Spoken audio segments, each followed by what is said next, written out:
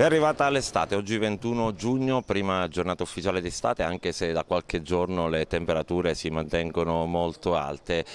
Come avete potuto notare dalla temperatura siamo intorno ai 30 gradi qui in via Atenea, ma siamo anche all'ombra, quindi ce ne sarà qualcuno in più, ma tra l'altro anche il tasso di umidità è molto elevato e questo rende l'aria irrespirabile, l'aria pesante con molta afa e la gente cerca di difendersi come può. Come potete vedere qua siamo in via Atenea, proprio salotto cittadino, c'è pochissima gente in giro anche per il forte caldo. Dicevamo che l'estate è entrata proprio da qualche giorno, a dire il vero, si è fatta un po' attendere quest'anno, però adesso è proprio letteralmente esplosa.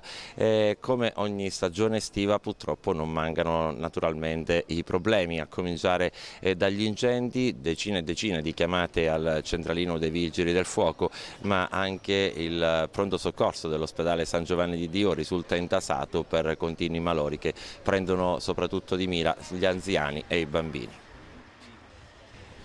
Ad ogni stagione estiva si ripropone il solito problema. Nella stragrande maggioranza delle fermate dei pullman urbani e extraurbani, tranne in piazzale Rosselli, non ci sono le cosiddette pensiline dove la gente può difendersi dal forte caldo e dal sole. Il sole è troppo forte, ecco, ne mancano 5 minuti, infatti ora mi sto alzando per andarmene. Perché non c'è una pensilina in pratica?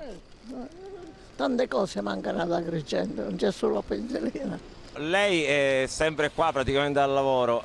La gente dove si ripara, visto che non ci sono le pensiline per attendere l'autobus? Alcune persone si mettono sotto quest'albero o di fronte a quella palazzina là, purtroppo non c'è nessuna tettoia e se ne approfittano, diciamo. Immagino le lamentele con questo caldo, tra l'altro. Questo già è una cosa che si può già immaginare. Essendo c'è il caldo, giustamente ci sono persone anziane, stare sotto il sole si può sentire male, anche sotto la pioggia, perché anche d'inverno è la stessa cosa.